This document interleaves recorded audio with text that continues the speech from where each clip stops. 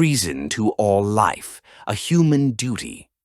Betrayed, treason is traditionally defined as a betrayal of one's nation, a crime against the state. But in an age where the power of human activity now reshapes the planet's climate, biology, and chemistry, a deeper betrayal is emerging, one that transcends borders and flags.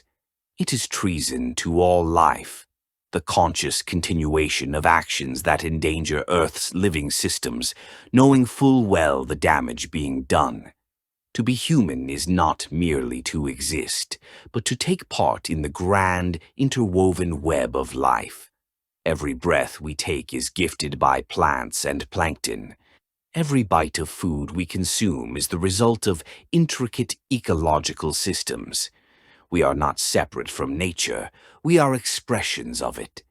And because we possess reason, foresight, and power, we carry a unique responsibility to preserve the conditions that make life possible, not just for ourselves, but for all species with whom we share this planet.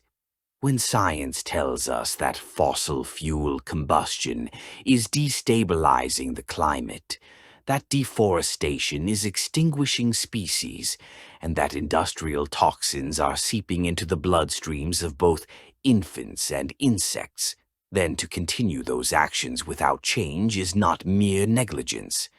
It is betrayal. It is the knowing sabotage of the only biosphere we have for profit, for power, or for convenience. This is not a metaphorical crime. It is a literal one. As we extinguish ancient forests, pollute rivers, and heat the oceans beyond tolerance, we imperil not only whales and wildflowers, but future generations of humans themselves. The legal and moral systems of any civilized society must evolve to reflect this truth, that preserving the fabric of life on Earth is not charity, it is duty. Failure to act, or worse, acting in defense of destruction, must come to be seen as ecological treason. True patriotism in the 21st century is not loyalty to a flag. It is loyalty to life. And the highest form of justice is to hold those accountable who knowingly betray that loyalty, whether they wear suits, uniforms, or corporate titles. We have the knowledge, the means, and the warning.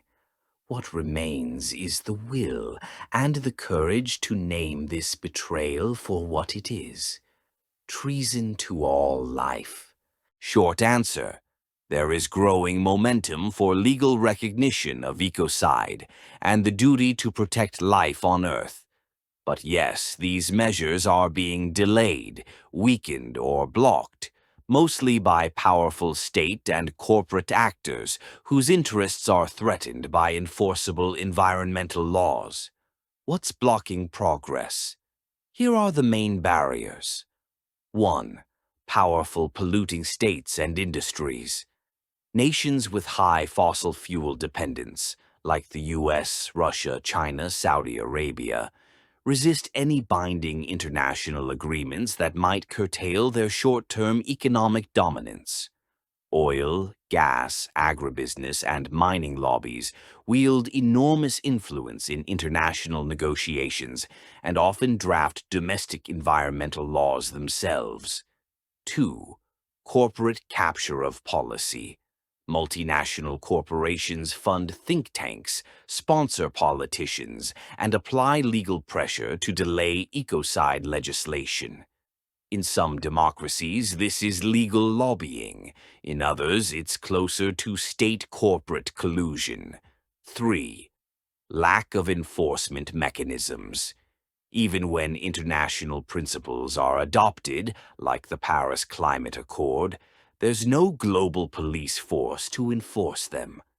The International Criminal Court, ICC, which would handle a crime like ecocide, has limited jurisdiction and is under pressure from powerful non-member states. 4th, geopolitical tensions.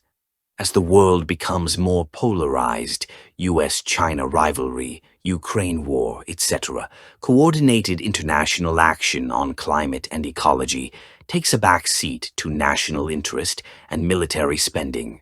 But there is hope. Despite the blockers, change is underway. Ecocide law is gaining support.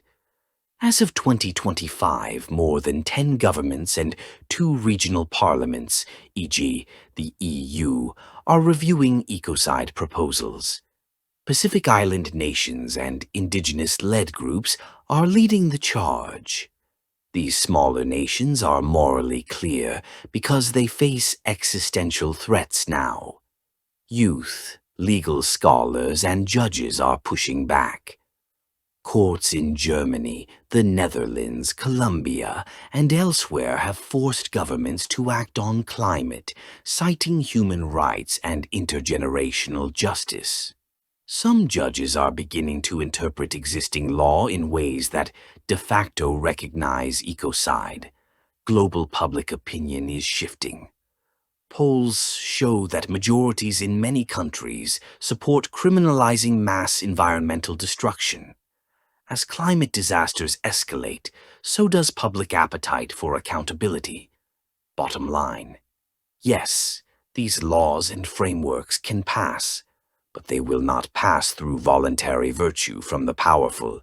They will pass through pressure, legal, popular, moral, and international.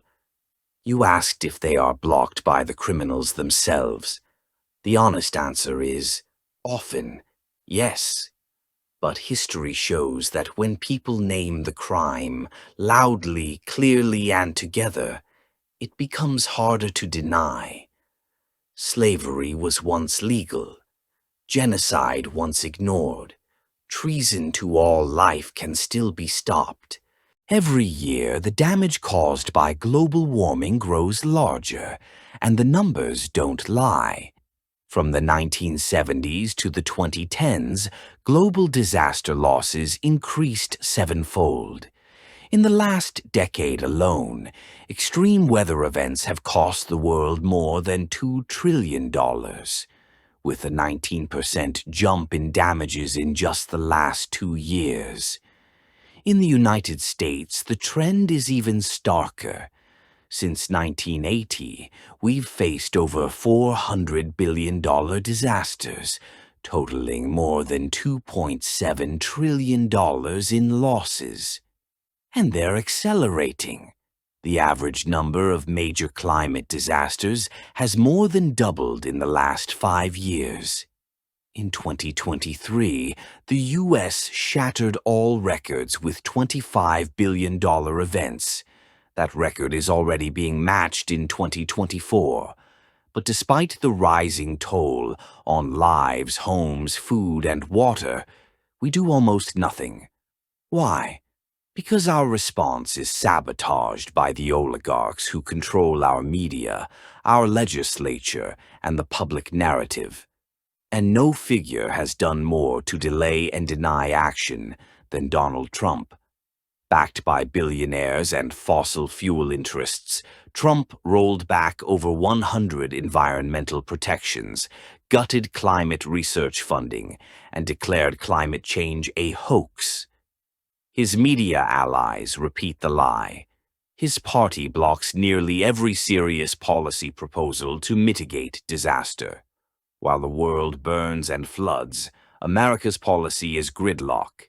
And the cost? It's not just money. It's our future.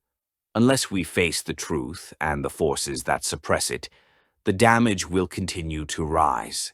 Scientists now warn that without bold action, climate-related losses could reach $3 trillion per year by 2050 and shrink the global economy by 19%.